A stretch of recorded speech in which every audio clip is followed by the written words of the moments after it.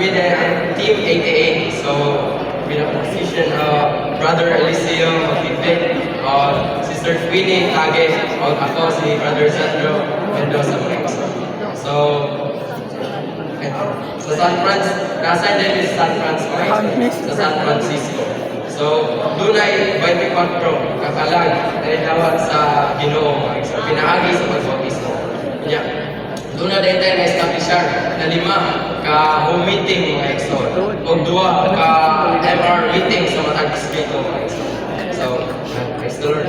Doon na pa dahil kani 6 ka prospect trainees na andam training mga igsoon sa pabuti na 28 batch PTO mga igsoon.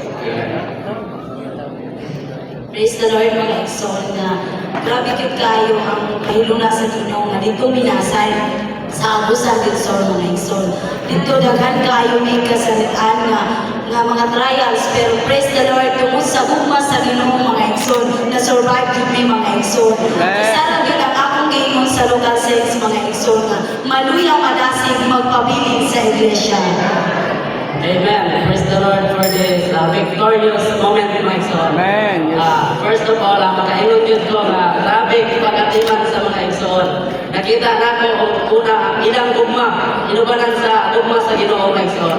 Gani, adili na mo tawag sa ila o brothers o sisters, kaya mo tawag sa ila mama o papa mga igsoon. So salamat sa Ginoo sa pag-preach yung gospel, napagin time na in-injecta. Kaya kung patawagan nato sa ngalan sa Ginoo, katawan ang tawag doon.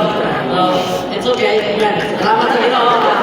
Napoy, testimony ako Maxon na nadisipasyon rin ako brother Maxon. Uman sa local saints Maxon. Nakalisod na mo po. Kaya ko ito nakalisod. Salamat sa Ginoo na nagkuban yun ng Ginoo Maxon. Salamat sa Ginoo ako sa siya kapag akin ako sa sigpit na ganaan Maxon. Amen.